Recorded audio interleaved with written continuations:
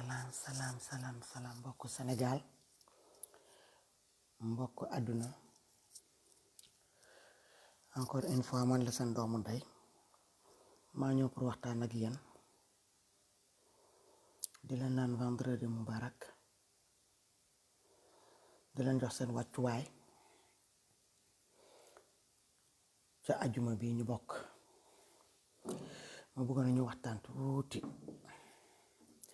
waxtaan bi nag du dara dama bëgg a wax ak suñu benn mbokk suñu benn jigéen di Françoise Hélène Guèye ci vidéo bu gàtt parce que awma jot bi maa ngi ci bërëb liggéeykaay bi mënuma yëkkati sama baat parce que kër jàmbur laa nekk même bu doon la personne est handicapée il m'entend pas mais le respect mooy ma bañ fiy nekk di wax ci kaw. Françoise Hélène dëmb na nga live di rendre hommage le juge Samba Sall yàlla na ko yàlla xaaree àjjana te yéexee ñu li mu ñàkk ci ay at yàlla séddale ko ay njabootam ak ay mbokkam saraxam yàgg ci loxo sénégalais yi ak loxo mbokkam yi nga génn ngay live nga ne waa Casamance bu dee mën nañu dara ci 40 ans de conflit bi ñuy dund bu boobaa dinañ la mënal dara. waa Casamance bu dee mën nañu dara sur les exilés de ce 40 ans de conflit bu boobaa yow dinañ la mënal dara. nga ne waa Casamance bu dee mënal nañ la dara dans ce cas yow fi nga toog noonu sa live bi bu ko àggali yaa yeey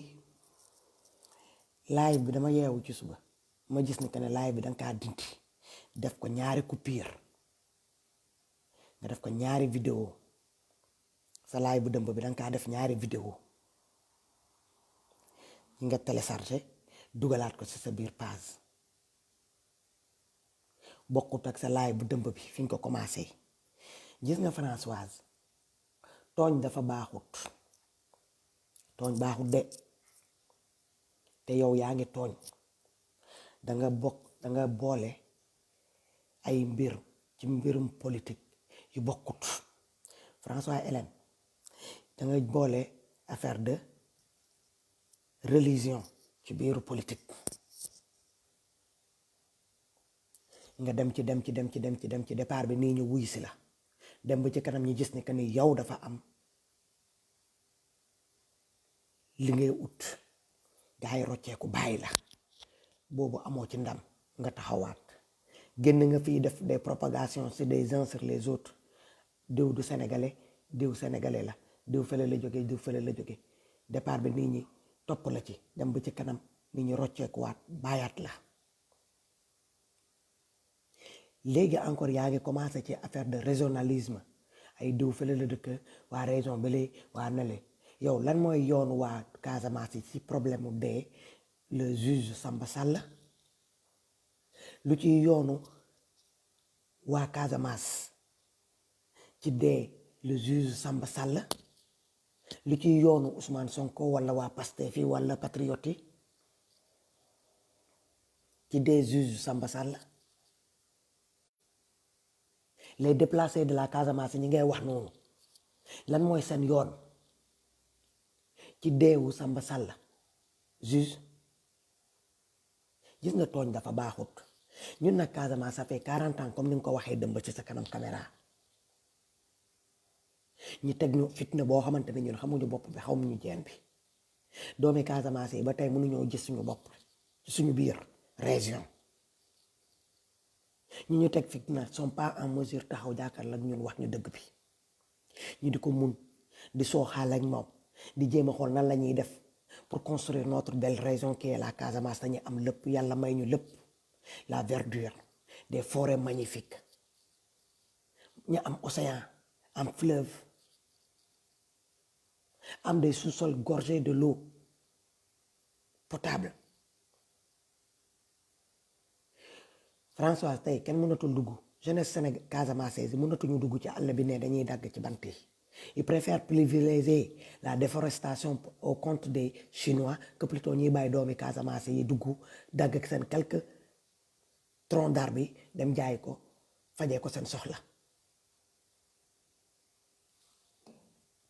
yaa ngi dégg wax ji doomi Casamance yi hôtellerie bi nga xamante ne que moom la ñuy ci loolu la ñu daan yëngatu hôtel yu bëri yaa ngi ne la tëju au profil de qui au profil des multinationaux yi nga xamante ne ñooñu may nañ leen ay garantie may leen ay comment dirais-je des sécurités assurées pour ñu mën a continuer di mun a def seen liggéey les autres hôtels def nañu seen kentu lay kattan pour tëj ko les seuls hôtels en Casamance qui sont ouverts c'est des hôtels yoo xamante ne que ay tubaab ñoo ko moom multinationaux yi ñoo ko moom jeunesse yi di jooy loolu parewuñu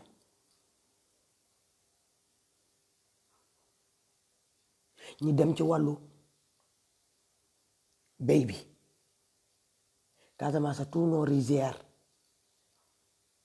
sont salées à cause de ce foutu barrage là depuis plus de 30 ans barrage boo xamante ne kenn xamul bopp bi ak jeen bi ñi ne déet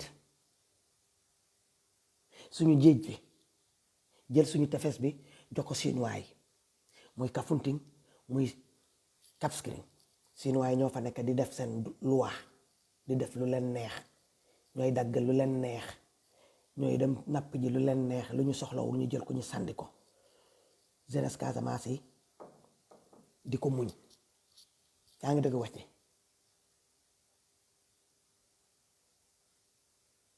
donc pour yow toog fi nga toog noonu à plus de 9000 kilomètres du Sénégal nga toog ci sa biir salon ñu ne juge Samba Sall gaañu na nga jot ci benn audio boo xamante ni kenn xamul kan moo nekk derrière cet audio là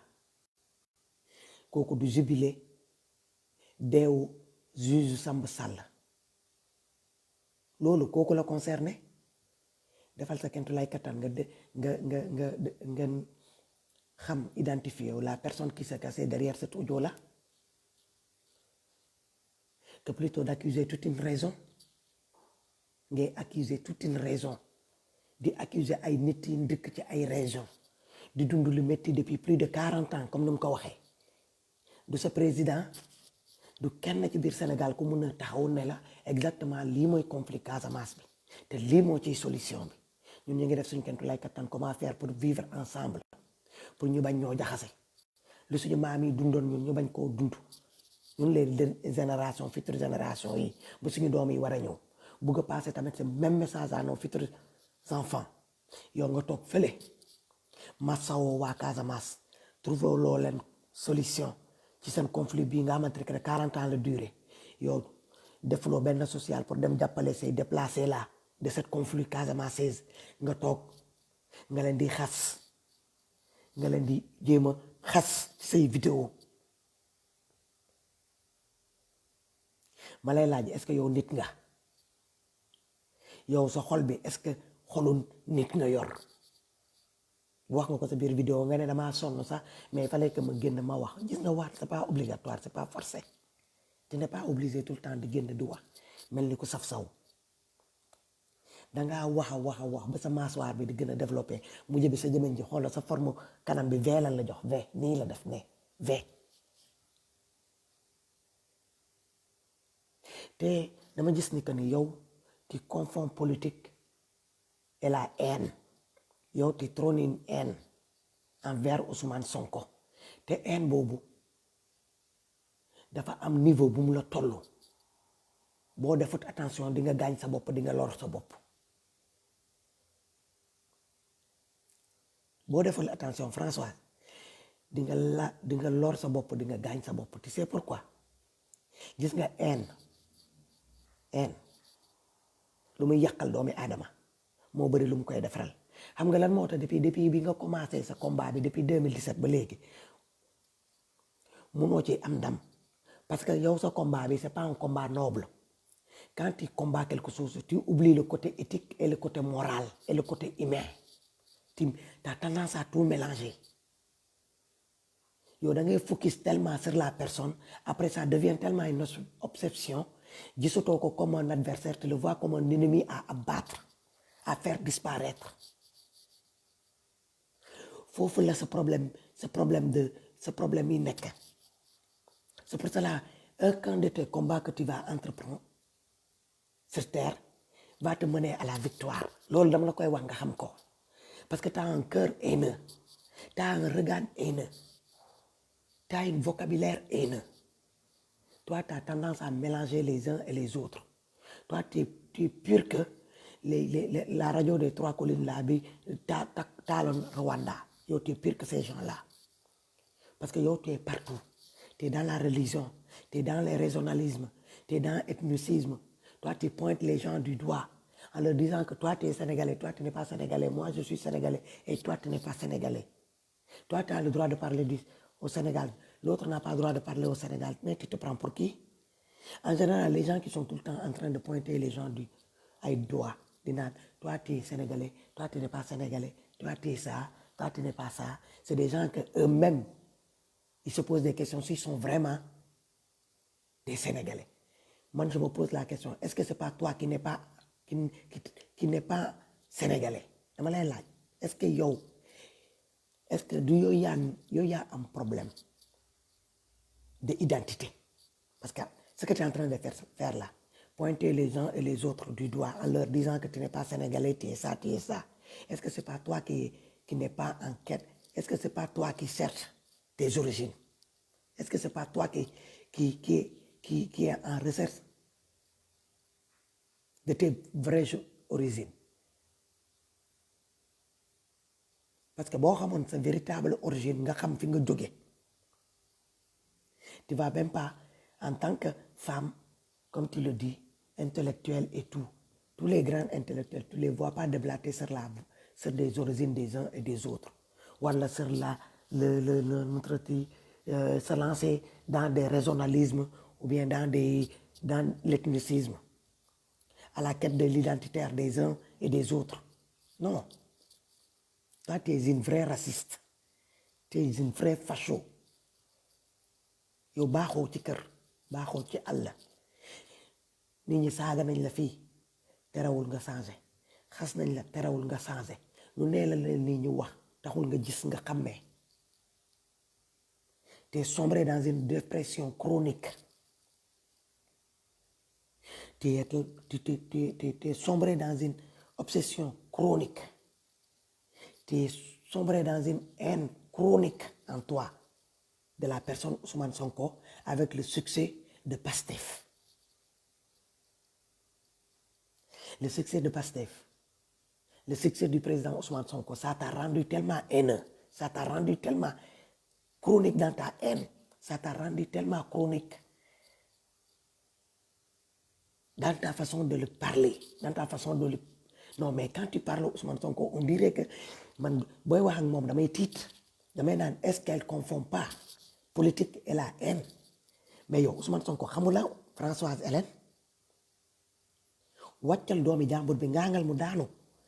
Le gars là ne te connaît pas, il te calcule même pas, il t'a jamais regardé, il cherche même pas à te connaître parce que tu n'es pas une référence pour elle, pour lui.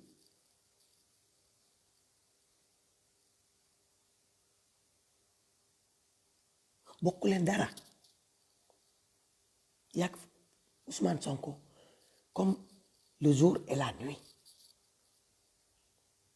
Ndegam ñi ànd ak Ousmane Sonko qui sont pas en mesure de t'envier waxatuma la Ousmane Sonko, à chaque fois tu veux te mettre au même pied d'égalité que lui. Léegi nag comme ça haine bi dafa am fu mu la yóbbu dalaa yóbbu dans des trucs de régionalisme ngay joxoñ ay région bu mel nii comme la Casamance, des habitants ñu mel nii comme waa Casamance. Léegi ñun waa Casamance yi dinañ génn wax ak yow de waa Casamance yi dinañ génn wax ak yow ci baatin ak ci zaahir. Xam nga dem ba nga ne yow ragaloo waa Casamance ragaloo les uns et des autres comme si y a des gens de la Casamance qui sont derrière toi yow waa Casamance les gens de la boîte sacrée wala des uns et les autres ñu dëkk Casamance kenn soxlawu la kenn nawloowu la xam nga lu tax ces femmes là de la Casamance de la boîte sacrée de Casamance wala non papa là de la boîte sacrée de Casamance là xam nga lu tax ils vont pas perdre leur temps sur toi parce que yow ku la xool rek jëmm nit ku alaku la nga lay joxe ngay wone les gens qui connaissent des gens ñi xam doomi aadama buñ la xoolee dañuy xam ne que ne yow mbindum doom nit ku alaku ngay bindoo donc nit koo xamante ne daa bindu nit ku alaku kooku amatul looy perte sa temps ci moom ci baatin wala ci zaahir danga koy seetaan yàlla atte te yow yàlla dina la atte Ousmane Sonko yaa ngi koy saaga di dugg ci biir cëram di saaga ndeyam di dugal ay nit sa biir live ñu koy saaga di saaga ndeyam man ma mun a toog def la même chose sama biir page ci Idrissa Seck ci waajuram te duma ko def ñeneen ak ñeneen yi nekk di live Ousmane Sonko mun a koo def seen biir page te duñ ko def xam nga lu tax amuñu même éthique bi bokkuñu même morale bi on n'a pas la même formation on n'a pas les mêmes leaders on n'a pas les mêmes convictions Idrissa Seck c'est pas notre rival Idrissa Seck fait partie de l'opposition dañoo foogoon dañoo bokkoon ak Idrissa Seck combat ñu dem ba ci biir mu trahir ñu en traître on le laisse partir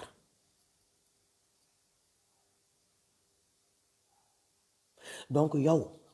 yéen mii ànd ak Idrissa Seck yéenay xoolee Sonko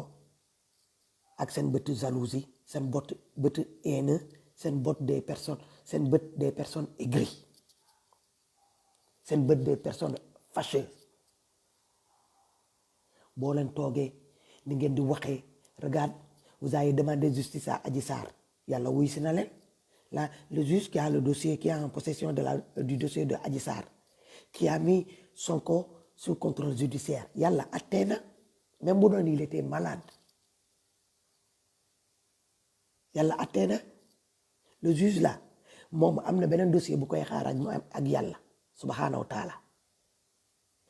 te dossier Adji Sarr Ousmane Sonko bii dina bokk ci dossier boo xamante ne que yàlla dina ko tegal ci kaw table laaj ko te dina ci jox réponse xam nga ñun joxuñu réponse mu dem yàlla subhanahu wa taala dina ko jox réponse ci dossier Adji Sarr Ousmane Sonko donc attee yàlla moo gën attee doomi aadama yow moomu toog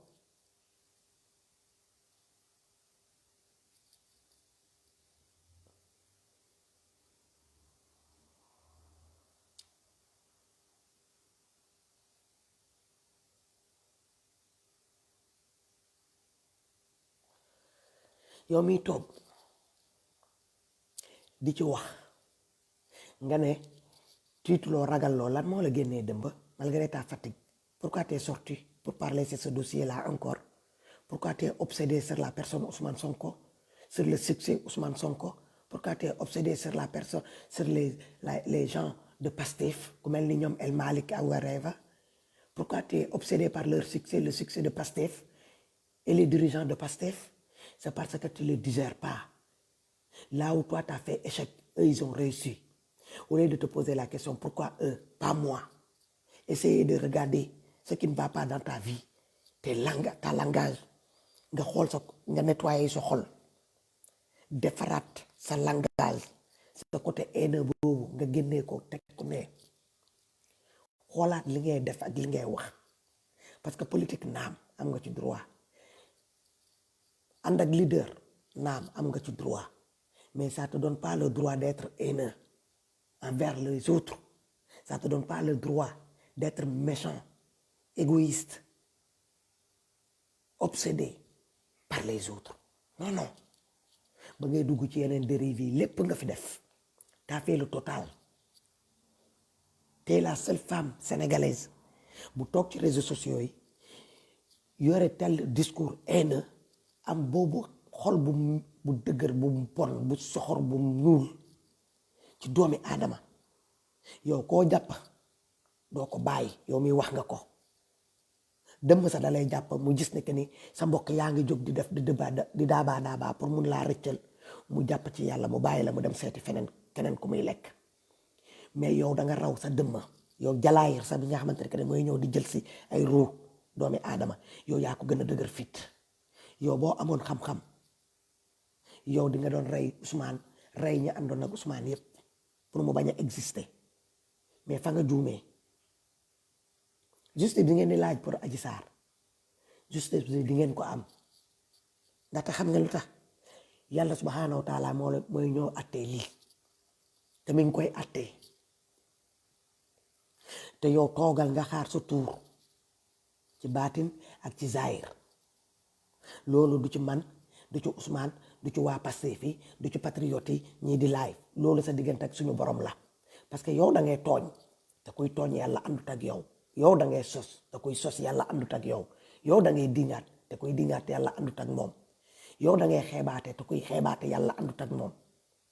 yow workat nga te kuy wor yàlla àndut ak moom. Françoise raxasaat sa xol. Françoise jéemal uti lan mooy éthique ak morale te nga bañ a confondre politique ak haine. boo bëggee basé wu ci politique un vrai politicien n'est pas haineux. Un vrai politicien n'est pas méchant ou bien méchant. Un vrai politicien ne se sert pas des ethnies, ne fait pas de ethnicisme. Un vrai politicien ne fait pas de régionalisme. Un vrai politicien ne se sert pas des religions. yow fu nee nga jaar dugg nga ci religion yi di jaxase ay jullit contre jullit dugg nga léegi ci régionalisme yaa ngi Casamance depuis un certain temps di xas waa Casamance yi se servir du malheur de 40 ans de souffrance Casamance yi pour mun a dal ci Ousmane Sonko. Tu es dans l'ethnicisme en pointant du doigt telle personne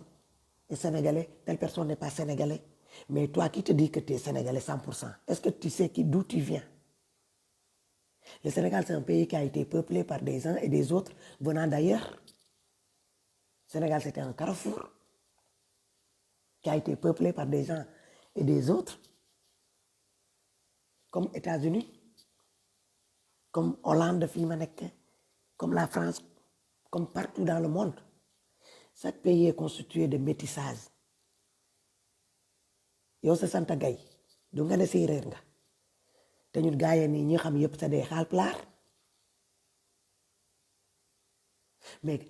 comme dem nañu ñi am slogan boo xamante ne biir Sénégal ñu ne sant dëkkul fenn su la neexee nga ne séeréer nga ñu nangul la ko su la neexee nga ne sénégalaise nga ñu nangul la ko.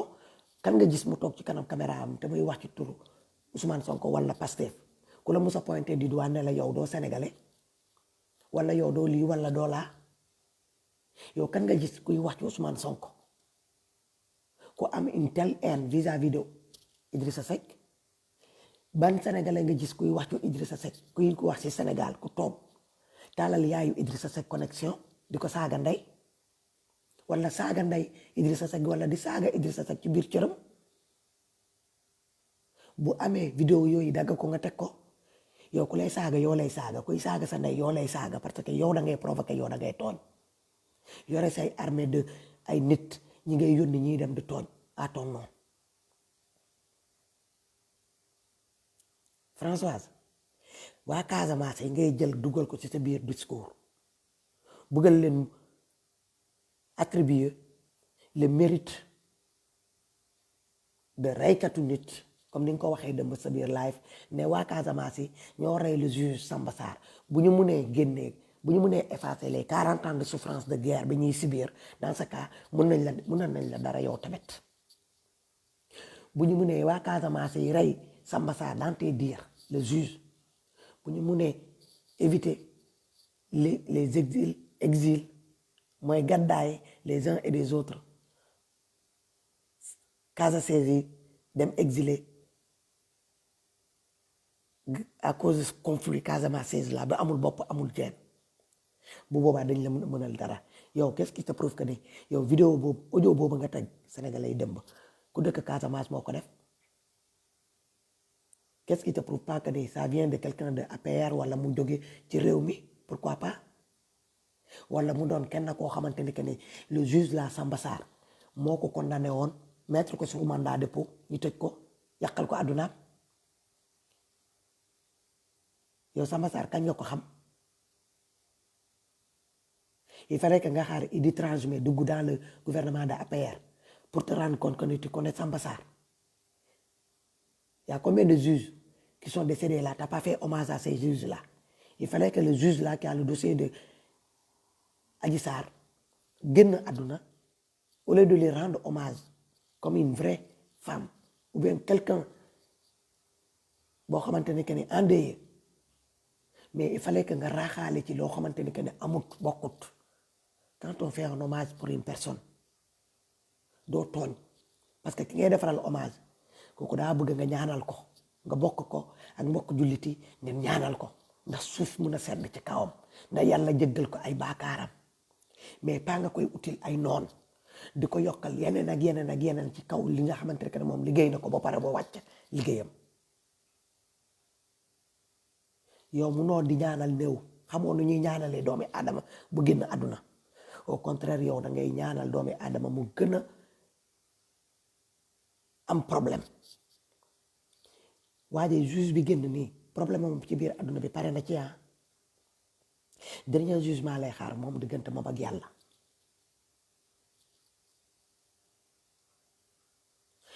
yaa ngi wax di contredire sa bopp nga ne dafa kooku dafa feebaroon après feebar bi xaw ma problème de foie après mu génn àdduna yow kenn nga ne waa Casamance yi ñoo ko daan menacé nangam xëy na waa Casamance yi ñoo ko rey nangam yow ku la nee waa Casamance yi dañoo am jot di dem di liggéey ay ñoom juge wala reneen wala leneen bu ñu demee ba ñu bëgg a rey kay moom ñu rey sa keneen ki féetoo ci kaw Macky Sall rey ñu Macky Sall rey ñu premier ministre des affaires étrangères rey ñu ministre de l'intérieur rey ñu ministre de la justice procureur Bassirou Gueye rey ñu ko c'est un juge la waa Casamance yi di dem rey wala Ousmane Sonko wala waa Pastef fi ñoom la ñuy dem rey xoolaatal ni ngay waxee te Casamance nga bàyyi leen tout tranquille parce que nous notre conflit là on veut avoir des solutions on veut avancer dans ce conflit là pour pouvoir construire notre belle région qui est la Casamance parce que nos forêts sont déforestées. Nos océans sont vidés de leurs poissons. Suñu forêt yi suñu océans yi sont pillés ñi leen di ñuy sàcc di rey suñu frères yi suñu sœurs yi suñu yaay yi suñu papa yi suñu nijaay ci kaw conflit bi nga xamante ne que ni personne n'a la réponse. Donc nous on attend qu'on nous apporte une solution. On veut que les gens qui connaissent quelque chose dans ce conflit-là qui viennent travailler ensemble main dans la main avec le peuple casaçais pour qu'on puisse avancer dans le développement de notre région, qu'on puisse avancer dans l'émergence de notre belle région qui est la Casamance. Parce que nous, Casamance, on a tout. On a une forêt magnifique. On a des sous-sols gorgés de toutes sortes de minerais qui est exploité. Il y a l'or, il y a le zircon, il y a la mer, il y a la forêt, il y a les fruits partout. Et aujourd'hui, dans mes Casamance, il parce que qu'est-ce qu'il y a? Il y a quelques personnes, il y a quelques groupes mafieux qui ont mis même base sur leurs ressources naturelles en faisant passer la Casamance comme une zone de conflit, en faisant passer les gens de la Casamance comme des rebelles, or que c'est faux. Les vrais rebelles, c'est eux qui créent tout un tas de conneries pour pouvoir empêcher cette région-là de développer, pour empêcher cette jeunesse-là de cette région-là de pouvoir avancer dans leur quête, dans leur vie. Et nous, on a compris. Nous, les vrais fils de la Casamance, nous, on a compris. C'est pour cela qu'on ne rentre plus dans ces détails-là. Celui qui veut se servir des conflits de la Casamance-là, ce conflit de la Casamance-là qui dure plus de presque 40 ans, pour nous attaquer, ou pour attaquer Ousmane Sonko ou le parti Pastef, tu perds ton temps. Parce que nous, on a compris. Toi, tu n'as pas compris, Françoise. Mais nous, les Casacés, et beaucoup de Sénégalais comme moi, ils ont compris. Même les gens qui habitent pas en Casamance ont compris. Même il y a des gens qui sont dans Réumi, ont compris. Ils ne vont pas te suivre dans ce dossier-là. Parce qu'ils savent très bien que tu ne sais pas, tu ne connais pas, tu fais du genre que tu sais tout. Tu as le monopole du savoir, tu as le monopole de la vérité, tu as le monopole de je ne sais pas de quoi, alors que tu as le monopole de rien du tout. Toi, tu as le monopole de jouer, le monopole du femme au foyer. À s'asseoir dans ton canapé à raconter du grand n'importe quoi, à mentir, à mélanger les uns contre les autres, à rentrer dans l'ethnicisme, raisonnalisme, religion. Voilà ton travail.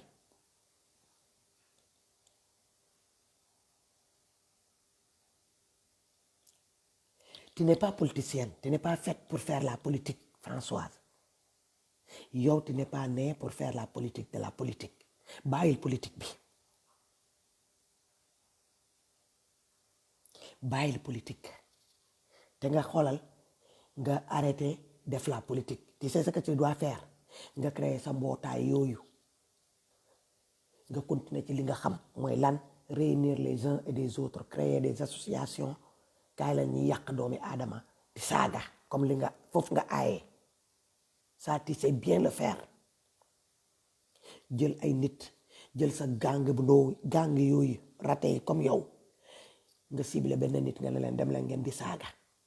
Vous êtes nombreux sur le Facebook avec vos faux profils di saaga di xaste di poster di def di grand n'importe quoi loolu lañ la xamee parce que tous les gens là qui parlent de mal qui insultent sur Facebook là ils viennent de ta formation ils viennent de ton école. Voilà l'école que tu as créée sur Facebook, l'école de parler mal des mamans et des parents des uns et des autres sur Facebook. L'école bi nga créé mooy l'école de poster les uns et des autres leur maman leur toi tu as tout fait, tu as fait le total sur Facebook. Tu n'as pas d'éthique ni morale. Tu n'as pas d'éthique ni morale. Te Ousmane Sonko dama lay ñaanaat encore une fois Ousmane Sonko yàbbi ko nga bàyyi ko doomi jàmbur la ñun peuple sénégalais dañ koo soxla yaayam soxla ko jabaram yi soxla ko doomam yi soxla ko. Casamance nga yàbbi Casamance ci say discours Casamance amoo dara loo ñuy mën a wax ñun waa Casamance parce que Casamance xamuñu la yow yaa xam Casamance mais Casamance xamu la.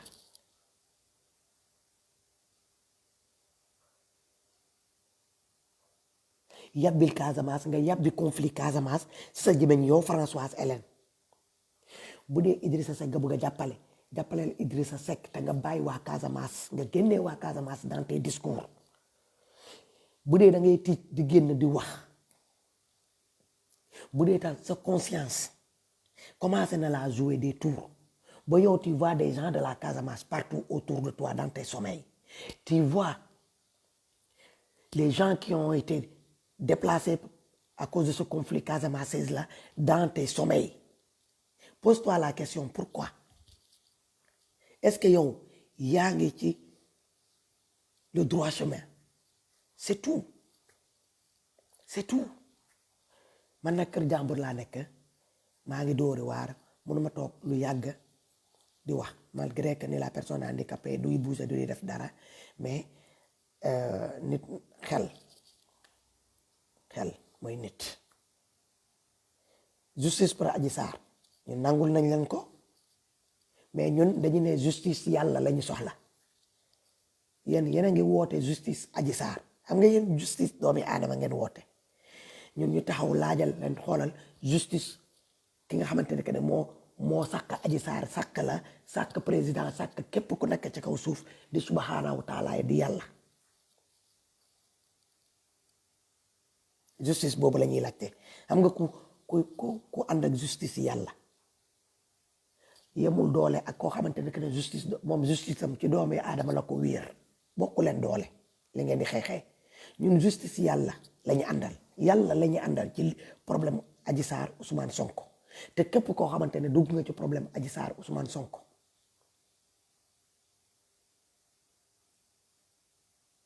par la mauvaise foi yàlla na la yàlla weer yàlla na la yàlla wol mboppam ci baatin ak ci zaahir parce que trop c'est trop. man Idrissa Seck duma ko saaga ndey Idrissa Seck duma ko menacé dem taal këram wala taal kër ndeyam duma menacé Idrissa Seck ak ñu mu àndal ne damay dem taal seen kër wala leneen mun naa ko def mun naa sama âge permettre na ma sama am genre discours yooyu di bàyyeeku ci kanam caméra mais duma ko def xam nga lu tax éthique bi ak morale bi ma àndal politique bi may def mayuma ko le côté activiste bi ma yore noonu bu may woote mënumaa may ma am genre discours boobu. Je ne peux pas me comporter comme une personnage haineuse envers Idrissa Seck, envers sa maman, envers sa partie di réew mi déedéet politique la ñu wax on parle pas de la haine on parle de la politique. Politique c'est l'art de gérer une cité. Donc essayons de gérer cette cité-là dans la démocratie, dans le vivre ensemble, éviter de mettre tout ce qui est régionalisme là-dedans, ethnicisme et religion. Bu ñu ko defee bu boobaa on va atteindre notre but.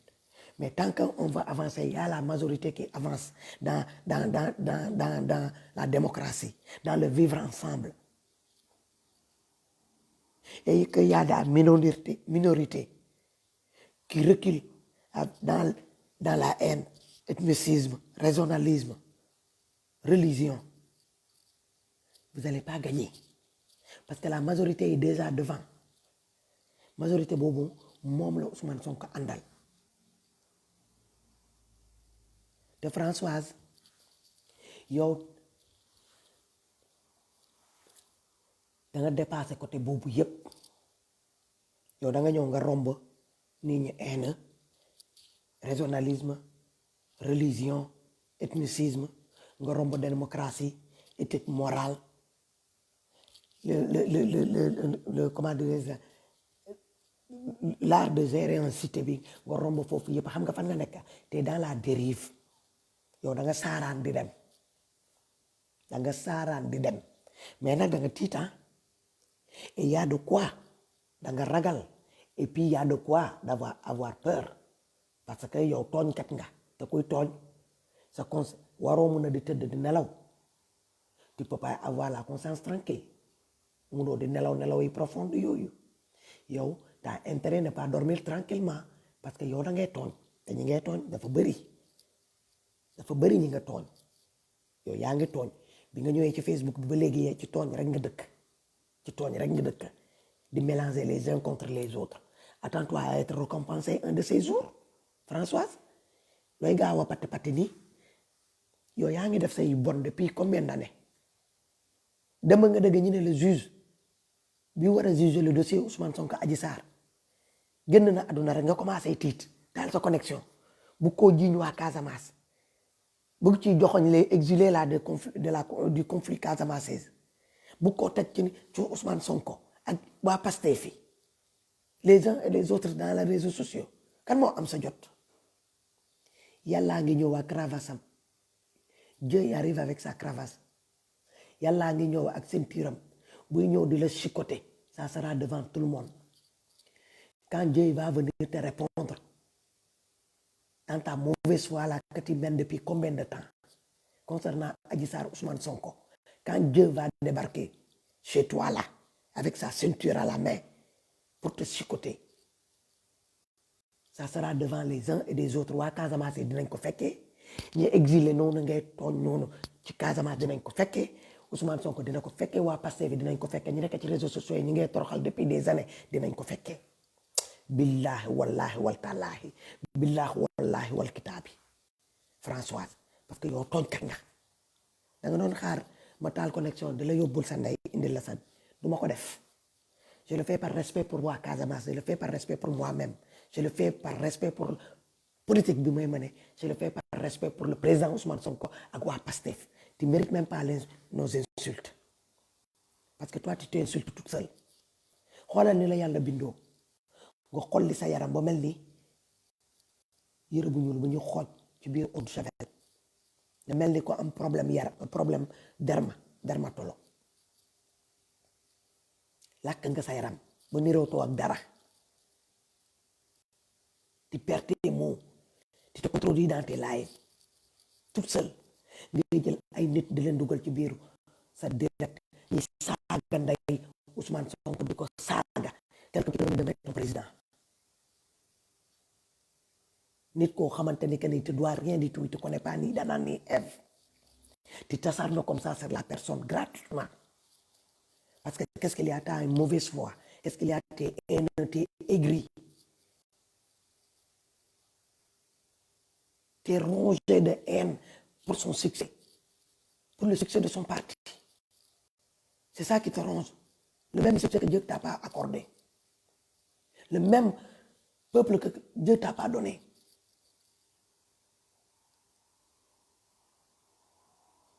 ku yàlla yëkkati nga siw ku yàlla wàccee nga fay Ousmane Sonko yàllaa ko yëkkati donc il faut que mu takk il faut que ñu wax ci moom yow ni ngay bàyyeekoo ci Ousmane Sonko gisuma ñu ànd ak Macky Sall sa waa APR yi di asarna wu noonu te waa APR yi ñoo ci ñoom la gënoon a jekk ñu toog di taalal Ousmane Sonko caméra di bàyyeeku ci Ousmane Sonko di ko xas di ko saaga ci waa juróom mais doo ko gis yow Coura Macky gënoo koo doon APR doo ko gis muy bàyyeeku noonu ci Ousmane Sonko di saaga Ousmane Sonko ndey di ko menacé dem taal këram taal kër ndeyam wala taal kër mbokkam yi wala taal kër ñi mu àndal les uns et des autres discours bi ngay yore demal nga xoolaat say vidéo yi nga dégluwaat sa bopp li ngay ay discours yi ngay génnee sa jibañ ci ko wax kan nga gis ñu ànd ak Ousmane Sonko di wax ci tur Ousmane Sonko wala di wax ci Pastef koo gis ni que ne muy asarna wu ci Adji Sarr wala di asarna wu ci Macky Sall wala di asarna wu ci Idrissa Seck comme yow comme tu le fais avec Ousmane Sonko doo ko gis boo gisee vidéo boobu indil ma ko y'en a pas amut parce que yaay Macky Sall n'a rien à voir dans notre problème du yaay Macky Sall la ñuy dënk suñu dëkk Macky Sall lañ ko dënk si on a quelque chose à dire on va le dire à Macky Sall avec ses gouvernements ses différents ministres yi muy fal mais pas à sa maman kooku dañ koy ñaanal fu mu nekk suuf sedd ci kawam pas ses ministres leur maman pas le procureur sa maman on va s'adresser à eux directement mais pas à leur mère yow nag da ngay génn ci contexte nit ki nga dem dugg ci ay waajur di dem di fouiller te kin fouille merde te du la jig ndaxte tooñkat nga da ngay tooñ di menacer di sos di fen di imaginer des choses qui n'existent pas yow boo toogee ba nga ne am na waa Pastef ñu la woo di la proposer xaalis pour nga toog pendant 1 mois bañ a wax ci dossier Adji Sarr Ousmane Sonko xoolal waa Pastef boobu xoolal jël ko nga posté ko bu ko suturaal posté ko parce que ki tax moom mu ñëw di la proposer million boobu yow yaa ngi toog di saaga ndey kooku di Ousmane Sonko di saaga ndey di saaga ñu ànd ak Ousmane Sonko di menacer yaayu Ousmane Sonko di menacer mbokku Ousmane Sonko yi donc fi nga defut cadeau à Ousmane Sonko avec sa maman l'entourage familial de Ousmane Sonko et les gens qui sont dans le parti Ousmane Sonko pourquoi nga bëgg suturaal koo xamante ne que ni il fait partie de Ousmane Sonko qui t'a proposé des millions ou bien qui t'a proposé de l'argent pour que tu la fermes génnal nga wax dénoncer ko comme ça on saura que c'est un traître qui fait partie de Pastef ou bien qui fait partie de l'entourage de Ousmane Sonko ñu xam ko yow kan moo lay proposer 100 francs pour nga bañ a wax ci Ousmane Sonko kan laa gis kan co nit ñi ne ànd ak Ousmane Sonko ku la war a mën a proposer ñaar dërëm pour nga bañ a wax ci Ousmane Sonko amut c'est le fruit de tes imaginations là t'as une seconde François Hélène qui te parle à l'intérieur de ta tête nga koy confondre avec les uns et des autres qui sont derrière yow toog kenn du la woo les gens là que tu essaies de recruter là di leen mettre dans le dossier de Adji Sarr Ousmane Sonko yéen neen la c'est des gens yoo xamante ne kenn xamu leen toju leen fenn jaaru leen fenn kenn xamu leen nii dans Rewmi kenn xamu leen nii dans le parti APR parce que les vrais militants de APR ils sont pas sur les réseaux sociaux en train de se défouler sur Ousmane Sonko ak waa Pastef non ñoom ñi ngi def comment faire pour massifier autant de personnes autour de leur leader qui est Macky Sall les vrais gens ñi liggéey dans Rewmi les vrais militants de Rewmi les vrais laa la wax eux ils sont en train de faire leur kent lay kattan nan la ñuy def pour réunir massifier autant de personnes autour de Idrissa Seck qui est perdu d'avance mais ñu ngi def seen liggéey yow mi nga xamante ne que ne Idrissa Seck ne te reconnaît pas Idrissa Seck reconnaître la ni bëccëg ni guddi tu fais pas partie de son staff xamuñu la boolewuñu la ci seen dara yow tu te autoproclames que tu es Idrissa Seck et que tu peux insulter déblater génner des discours haineux des discours de régionalisme des discours ethnicisme au nom de Rewmi et de Idrissa Seck pour lan pour quelle raison qu'est-ce qui ne va pas t'es schizophrène t'es bipolaire t'as des problèmes psychologiques t'as des problèmes mentaux t'es un frustré de la vie t'a pas fait cadeau ça c'est pas Pastef ou bien Ousmane Sonko de régler ce problème-là pour la régler ça se trouve la réponse se trouve en toi-même pose-toi la question pourquoi les autres pas moi fii laa yemale waxtaan bi di leen jox dal daje suba inshallah rabbi je suis invité sur une radio c'est des Camerounais ndeysaan ñoo ma contacté des journalistes camerounais vu que maa ngi wax ci politique je suis activiste malgré que ni comprendre ñu lu may wax ci olof bi comme tous nos direct ci olof lañ koy defee ils sont rentrés en contact avec moi via le technicien de la page qui est d'origine de ce pays-là qui est le Cameroun te ñu bokk même xeex bi ñoom tamit ñun lu ñuy xeex Sénégal ñoom loolu lañ nekk di xeex ci seen dëkk di Paul Biya ils m'ont contacté pour me dire que si je peux les accorder quelques interviews bokk ak yenn sénégalais yoo xamante ne que ne ñooñu tamit dina leen intéressé pour ñu mun a wax ci Sénégal ku mel ni suñu sœur bi Elsa ku mel ni Sankara gis ngeen ko donc bu soobee yàlla ça sera demain à partir de 15h jusqu'à 17h ngeen ñoo ngeen apporter ñu seen doole ngeen jàppale ñu ça sera en direct dinaa ko poster sur les Amazones comme ça ngeen mun koo gis ngeen mun a fekkee s'il vous plaît c'est nos parents nos amis africains camerounais ñoo bëgg a xam kan mooy Diégo Caterpillar pourquoi je suis suivi autant pourquoi les gens m'aiment pourquoi les gens me partagent pourquoi nit ñi di ma déglu quel est le combat c'est quoi le succès et tout voilà qui est Ousmane pourquoi je me choisir parmi tous les candidats qui sont au Sénégal me choisir Ousmane di ngeen boo leen ñëwee suba déglu daal di ngeen dégg lu bari daal bu soobee yàlla donc di leen ñaanal jumaa mubarak ku ci nekk di leen ñaanal gudd fan ak wér-gu-yaram te bu leen fàttee semaine prochaine incha allah rabbi ñu dugg ci weer bu sell bi weer yi yëpp sell nañ mais weer bi dina ra ñëw di weeru koor ji maa ngi ciy xaar nag sama mbokk séeréer yi ba ma gis leen nag ngeen commencé dinaa damaa feebar damaa lii séeréer bu ma fi dëgg ak